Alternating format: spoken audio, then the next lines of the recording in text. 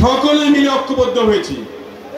এই ঐক্যবদ্ধতা আমাদের ইলেকশন পর্যন্ত জারি রাখতে হবে, কারণ আমাদের এই 5টি আসনে আমরা যারা কাউন্সিলর ভাইরা এখানে আছি, আমরা সকলেই জানি যে আগামী ফেব্রুয়ারির প্রথম সপ্তাহে নির্বাচন হতে যাচ্ছে। শেষ ভালো যার সব ভালো তার। এতদিন যা হয়েছে জামালপুর জেলায় আর যাতে দ্বিমত না হয়, এই জন্য আমি নির্দেশ প্রদান করছি আমার জামালপুর কমিটিকে, আমাদের সমস্ত জামালপুরবাসী একত্রিত হয়ে আমরা যাতে 5টি আসনে ধানের শীষ মার্কা বাংলাদেশ জাতীয়তাবাদী দলের প্রার্থীকে জয়যুক্ত করতে পারি, এই সম্মেলন থেকে সেই প্রতিজ্ঞা করে আপনাদের যেতে হবে। আপনারা কি ঐক্যবদ্ধতা চান? সকলে ঐক্যবদ্ধতা চান? ঐক্যবদ্ধ একটা বিএনপি আমরা দেখতে চাই। আমার বক্তৃতা আমি বলেছি দীর্ঘায়িত করব না, কারণ ভালো বক্তা রয়েছেন সোহেল ভাই, তার বক্তব্য শুনলে আপনাদের খিদাও চলে যাবে।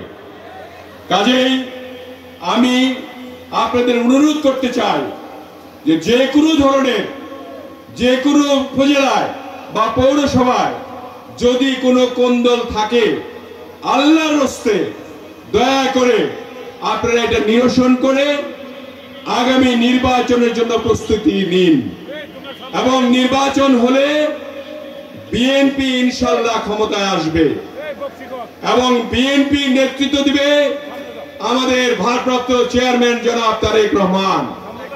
এই তারেক রহমানের নেতৃত্বে আমরা একটা মানবিক বাংলাদেশ গড়তে চাই, এবং সেই মানবিক বাংলাদেশে থাকবে সাম্যতা, সবার জন্য সমান অধিকার, এবং সকলে মিলে একটি গণতন্ত্র উপভোগ করবে। এই গণতান্ত্রিক বাংলাদেশের আশায় আমি সকলকে অনুরোধ করব যে যেখানেই আছেন না কেন, যেখানেই থাকেন না কেন, কোনো মতভেদ থাকলেও আজকের এই সম্মেলন থেকে আপনারা এটা মন থেকে মুছে ফেলবেন।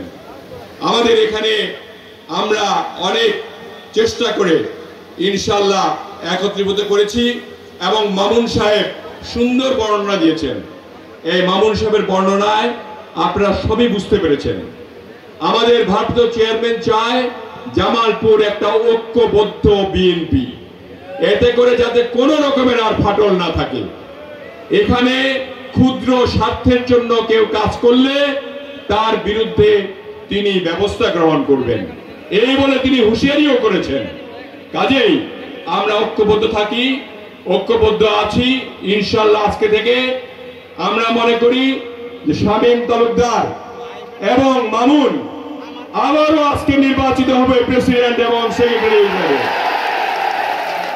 আমরা ইনশাআল্লাহ এদের নেতৃত্বে সমস্ত জামালপুরে ঐক্যবদ্ধভাবে আমরা ইউনিয়ন থেকে আরম্ভ করে উপজেলা, পৌর সকলে ঐক্যবদ্ধ থেকে এই জামালপুরকে সালাম তালুকদারের জামালপুর করে দেব ইনশাআল্লাহ। এই হোক আজকের প্রত্যাশা।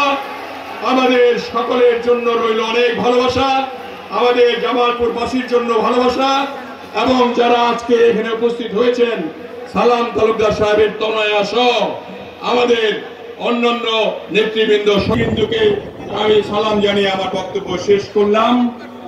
বকশীগঞ্জ, দেওয়ানগঞ্জ থেকে